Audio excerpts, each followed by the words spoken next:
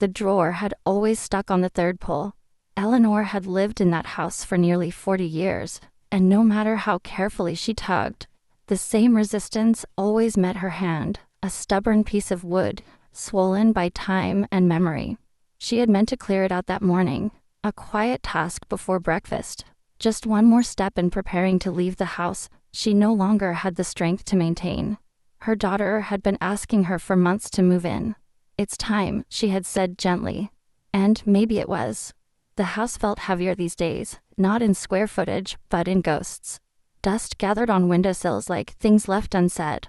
But when the drawer finally slid free that morning, it gave her something she hadn't been looking for. Tucked beneath brittle receipts and rusted paper clips, in the furthest corner of the drawer, was a folded envelope, thin as air, yellowed, unsealed. Her breath caught. She didn't need to read the handwriting to know what it was. Her own cursive, once delicate and precise, now barely legible, stared back at her in faded ink. "To my father, the man who left." Her hands paused above it like a ritual, fingertips trembling, heart stilled not by fear, but by recognition. She had forgotten about the letter, or perhaps she had only pretended to. She remembered now. It was winter. She had been 14. The air had smelled of soup and wood smoke and sadness. Her mother had fallen asleep on the couch again, clutching a tissue she never used. The house had been too quiet for too long.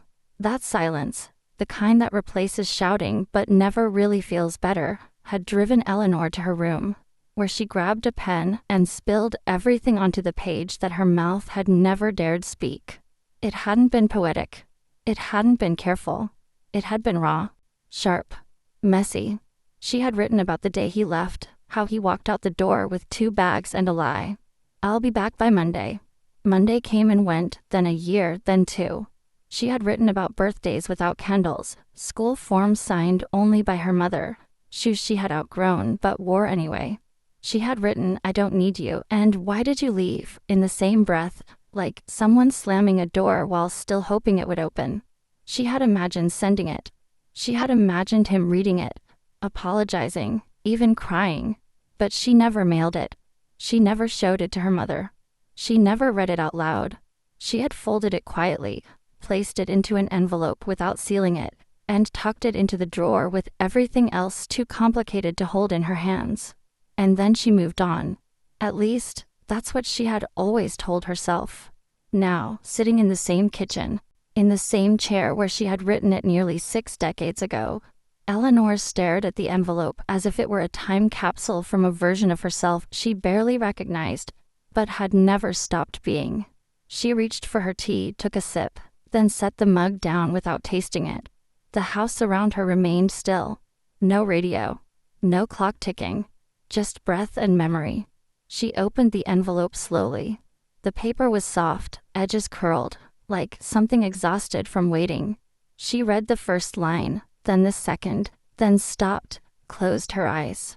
She could feel that 14-year-old girl in the room, angry, wounded, trying to be brave and grown before her time. Eleanor didn't cry. Not yet. She read on. The words hadn't aged. They had waited. Words like abandon, coward, you missed everything. Lines that stung. And beneath all of it, a thread so thin it almost disappeared. "Do you still think about me? Do I still matter to you?"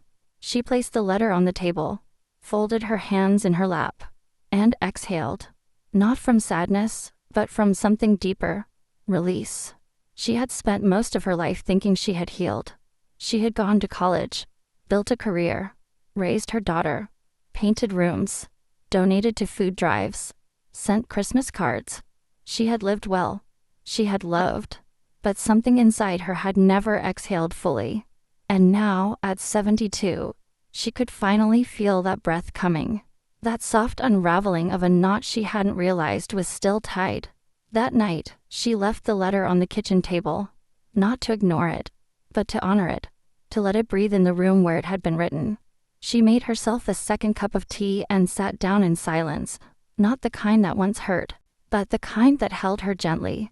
She didn't know yet what she would do with the letter, but for the first time, she wasn't afraid of what it said, because the girl who wrote it had waited long enough to be heard. And Eleanor was finally ready to listen. The morning after she found the letter, Eleanor woke earlier than usual. Not from restlessness, but from something quieter, a pull, gentle and certain, like an old melody she hadn't heard in years, but still knew how to hum. The sunlight hadn't yet reached the kitchen window, but she was already seated at the table, wrapped in a faded wool cardigan and holding a pen she hadn't used in months. The letter lay in front of her, unfolded, its edges soft as breath. She read it again, not all at once, slowly, line by line, like walking through a memory with bare feet. The words were young, unpolished, fierce, but they held a kind of truth she had spent decades trying not to name. And it wasn't the pain that startled her. It was the clarity. That at 14, she had known exactly what had broken inside her, and had tried, with the limited language of a child, to put it back together on paper. Now, nearly 60 years later, Eleanor picked up a blank sheet and placed it beside the old one. She didn't know if this was a reply or a rewrite. Maybe both. She stared at the page for a long time before writing the first line. "I'm not angry anymore, but I'm still here." The words surprised her, not because they were kind, but because they were true. She continued, not to accuse, not to prove anything, but to speak finally from the voice of a woman who had lived a full life with a scar she never allowed to show. She wrote about the day he left, how the front door closed with no wind, how her mother stood at the window for 3 hours without blinking. She wrote about learning to ride a bike without help, filling out her own emergency contact forms in high school, making sure no one knew that her father's name had been crossed out in black ink on every medical form. She told him he had missed her graduation, her wedding, the birth of his only grandchild, that his absence had carved out a shape in her life that never quite filled, but also never stopped her from growing around it. She told him she had learned to laugh without bitterness, that she had made her own life with her own hands, and she had made it gentle. She paused often, not because she didn't know what to say, but because it mattered that she said it right. She didn't want the letter to be a weapon. She wanted it to be a mirror. Not for him. For her. For the girl who waited. For the woman who endured. For the version of herself who needed to hear. Even now, that silence does not mean weakness. And abandonment does not mean unworthiness. She wrote until the sun flooded the table. Until her tea had gone cold. Until the letter was 4 pages long and the weight in her chest felt lighter than it had in years. When she finished, she set the pen down and read every word aloud, softly, almost in a whisper, like a prayer she didn't know she needed. Her voice shook in places, steadied in others. At the end, she folded the letter with care and slipped it into a new envelope. She didn't write his name this time. She didn't need to. This letter wasn't meant for him anymore. It was meant for the space inside her where his absence had lived. A space she had finally dusted, opened, and reclaimed. She placed both envelopes, the old one and the new, side by side on the table. And for the first time, she didn't feel like a daughter without a father. She felt like a woman who had found her voice, even if no one had asked her to speak. That afternoon, Eleanor went for a walk. The neighborhood hadn't changed much, but she noticed things she usually didn't. The sound of birdsong behind the church. The smell of lilac blooming in someone's front yard. The way the sidewalk dipped slightly near the bakery, just as it had when she was a child. She passed a young girl sitting on the steps, staring at a phone with tears in her eyes. Eleanor paused, uncertain, then offered the girl a tissue from her coat pocket. The girl looked up, startled, then nodded, grateful. Neither of them spoke. But something passed between them, the silent recognition of pain that hasn't found its name yet. That evening, Eleanor lit a candle and placed it beside the letters. She didn't cry. She didn't need to. The tears had already done their work. She simply sat in the glow of the flame, breathing in the quiet she used to fear, and whispered, "I hear you now." And for the first time, the silence whispered back, "Thank you." The next morning, Eleanor didn't rush to the kitchen. She moved slowly, deliberately, as if walking through sacred space. The house felt different now, not louder, not lighter, but somehow more honest. as though the walls had heard her and decided to exhale with her. The two envelopes still sat on the table, untouched since the night before, one written by a girl desperate to be seen, the other by a woman finally ready to speak. She stared at them for a while, then gently lifted the newer one, ran her fingers across the seal she hadn't closed, and placed it into a small wooden box she kept in the drawer beneath the stove. It was where she stored the things she didn't need to explain to anyone: a dried rose from her wedding bouquet, her mother's brooch, a photo of her daughter's first steps. Now, beside them, lived a letter that would never be mailed, but had already done its work. It was strange, she thought, how the act of saying something, even without a listener, could rearrange the furniture inside your heart. She made herself a bowl of oatmeal and added a spoonful of honey, the way her mother used to do when mornings were hard. She ate slowly, looking out the window, not expecting the world to look different, but realizing she was seeing it differently. She didn't feel lighter, exactly. She felt rooted, grounded, as if something in her that had been floating, uncertain, unresolved, had finally landed. That afternoon, she took out a fresh notebook and opened it on the kitchen table. Not the one she used for grocery lists or reminders, but a new one, its pages still crisp, its cover a soft shade of green. At the top of the first page, she wrote, "Letters I never sent." Then, beneath it, she began another, this one to her mother. It started, "I know you tried your best." The words came easier now, not because the pain was gone, but because the silence had been broken. She wrote without judgment, without needing to justify what she felt or how long it had taken to feel it. Some days, she wrote just a sentence. Other days, she filled pages. There were letters to people who had hurt her, and letters to people who had saved her, sometimes unknowingly. There was one to her younger self, apologizing for all the times she had ignored her instincts just to be liked. Another to her daughter, for someday, explaining that strength is not always loud, and healing doesn't always look like joy. She didn't plan to share them. She didn't write for legacy or clarity or applause. She wrote because there were still echoes inside her, and she had finally found the courage to listen. One afternoon, while organizing old drawers, she found a bundle of stationery she had bought decades ago but never used, ivory pages with delicate blue flowers pressed into the corners. She smiled and tucked them next to her notebook. Maybe one day she'd write to someone still alive. But for now, this was enough. Then something unexpected happened. A few evenings later, her granddaughter, Anna, came to visit. 16 years old, eyes too wise for her age, heart too full for the world she was learning to survive. Eleanor made her tea, the way she always did, and they sat on the porch together in the fading light. Anna fidgeted with the string of her teacup, then whispered, "Grandma, did you ever feel like there was something stuck inside you? Like something you never got to say?" Eleanor didn't answer right away. She looked at the girl's hands, small and nervous, and remembered her own at that age, clenched, confused, writing letters that never found a mailbox. She reached for the notebook on the side table, opened it to a blank page, and handed it to her. "Write it," she said softly, "even if you never send it." Anna blinked, then nodded. Then, slowly, she began to write. They sat there in silence, 2 generations, 2 women, 2 quiet storms, bound not by words spoken, but by the bravery of putting them to paper. And in that moment, Eleanor realized something.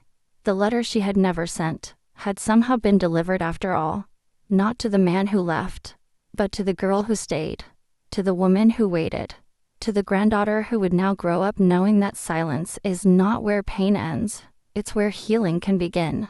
That night, when Eleanor returned to her room, she lit a candle and placed it near the wooden box. She didn't need to open it. She just sat beside it, hands folded, eyes closed, listening. And the silence, the same silence that had once haunted her, now sat beside her like an old friend, no longer heavy, no longer cruel, just present, just still. And for the first time in her life, Eleanor whispered into the quiet, not as a question, but as a truth, "I'm not waiting anymore." Weeks passed, quiet and unhurried, the way time moves when you stop asking it to prove something. Eleanor no longer rushed through her mornings. She woke without alarm clocks, without plans, and without the usual ache that once pulled at her chest before the sun had even risen. There was a calmness now, not dramatic, not performative, just the subtle hum of a woman who had finally made peace with her own voice. The notebook on the table grew thicker with every passing day, its pages gently curved, its spine softened by repetition. She didn't call it journaling. She didn't even call it writing. She just said, "I'm letting things breathe." Sometimes she left the pages open on purpose, in case Anna wanted to read. Sometimes she tucked them under her pillow, as if to sleep beside the words she once feared. The letters continued, not every day, but often enough. To people from the past. To versions of herself she once avoided. To memories that deserved closure, not burial. And then, one morning, as she sat on the porch watching the mail truck pass, she did something unexpected. She stood up, went inside, and pulled out a fresh envelope. She addressed it, stamped it, and placed it in the outgoing box. It wasn't a letter to her father. That chapter had already ended. This one was different. It was a short note to a childhood friend she hadn't spoken to in over 50 years, a girl named Marjorie, who had once held her hand in a darkened hallway after Eleanor's mother collapsed from exhaustion. "You probably don't remember this," she wrote, "but you once made me feel less alone at a time when everything felt broken. I never said thank you. So, thank you." That was it. No return address. No explanation. Just a kindness released into the world, unbound by expectations. It felt strange at first, opening that door to the past, not to confront it, but to honor it. And in doing so, something inside her softened even more. Later that week, Eleanor packed her things. Not for a trip. For a new beginning. She had finally agreed to move in with her daughter, not because she felt incapable, but because she finally understood that accepting help wasn't weakness, it was trust. She sorted through drawers, closets, boxes. She gave away what no longer served her. She held on to what still carried meaning. The letters stayed, neatly bundled, tied with soft twine. She placed them in a small suitcase along with her reading glasses, a tin of her favorite tea, and a framed photo of Anna holding the notebook she had gifted her. And then, as she stood in the doorway one last time, Eleanor looked back, not in regret, not in sorrow, but with a gentle acknowledgement. This house had seen her grow, collapse, heal. It had held her silence. And now it had witnessed her voice. She didn't cry. She whispered, "Thank you," and stepped into the morning. At her daughter's home, life was louder, brighter, full of shoes in hallways, music drifting from open windows, voices calling through rooms. At first, it overwhelmed her. Then, slowly, it began to fill her in places she hadn't realized were still hollow. She taught Anna how to cook simple meals, how to steep tea with patience, how to fold sheets like corners mattered. And at night, they sat together in Eleanor's new room, reading letters, not all, just the ones Eleanor was ready to share. Anna listened, wide-eyed and still, sometimes resting her head on her grandmother's shoulder, sometimes asking, "Do you think I should write mine, too?" Eleanor always gave the same answer. "Only if you're ready. But don't wait forever." One evening, Anna brought home a small wooden box, painted in soft blue, with the words "For What Matters" written in cursive on the lid. Inside were blank cards, a pen, and a single letter addressed to herself. She didn't show Eleanor what was inside. She didn't need to. It was already enough to know that the silence would not be passed down, that the line of women who had once swallowed their voices had now given birth to one who would write hers in ink. Eleanor sat with that thought, letting it settle like evening light across the windowsill. She reached for her latest letter, not to the past this time, but to the future. "To whoever finds this," she began, "I want you to know it's never too late. Not to speak, not to forgive, not to feel what you've tucked away. The heart may grow quiet, but it does not forget how to open." And as she wrote the final sentence, she looked up at her granddaughter smiling in the doorway and realized some letters never needed to be sent, because the right ones deliver themselves. The letter sat in her lap, unfinished, her pen resting quietly between her fingers as if the last line didn't want to be written just yet. Outside the window, dusk had begun to stretch across the neighborhood in long golden threads.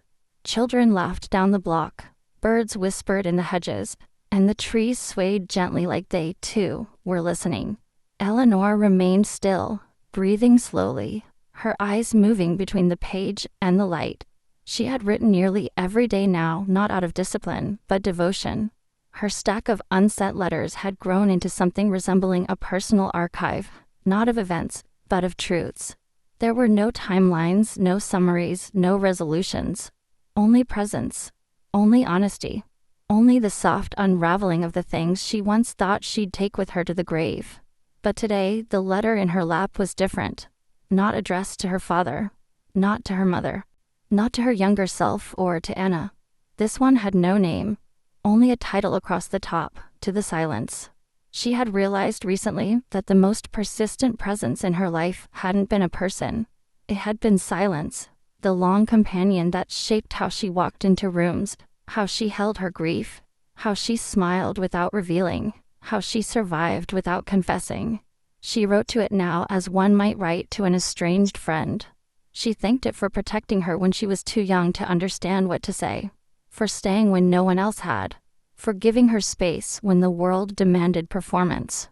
But she also forgave it for overstaying, for isolating, for making her believe that quiet was the same as shame. She told it gently that she was ready to part ways. Not entirely. Not forever. Just enough to make space for something else. Eleanor set the pen down, closed the notebook, and looked around her room. It was small, but it felt full. A bookshelf of novels she still hoped to read. A chair by the window where she often watched the morning stretch its arms across the horizon. A candle nearly burned to its end. On the wall hung a photo of Anna, smiling wide, holding up a blank card in front of her wooden box with the words "For What Matters" glinting in sunlight. And beneath it, pinned with quiet pride, was Eleanor's first letter, the one she had written at 72, after finding the one she wrote at 14. A full circle, not because anything had been erased, but because something had been named. That night, Eleanor asked Anna to walk with her. Just a short one around the block. They moved slowly, arm in arm, talking about little things, the neighbors' flowers, the sound of frogs by the creek, a movie neither of them had seen. At the edge of the path, Eleanor reached into her coat pocket and pulled out a sealed envelope. "Will you drop this off for me?" she asked. Anna looked at it curiously. "It's not for the post," Eleanor added. "Just the fire."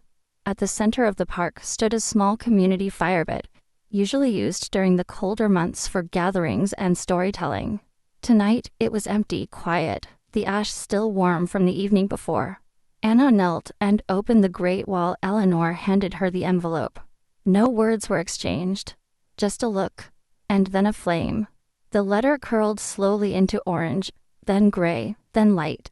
As they stood in the fading heat, Anna slipped her hand into Eleanor's and whispered, "I think I understand now." Eleanor didn't reply. She only squeezed her hand in return. That was enough. The next morning, Eleanor awoke to a different kind of quiet, not the absence of sound, but the presence of peace. She brewed her tea, opened the window, and sat with a blank page before her. Not because she needed to write, but because she could. Because she wanted to. And as the steam rose from her cup and the birds announced the day, she smiled softly and wrote the first line. "Dear self, thank you for waiting."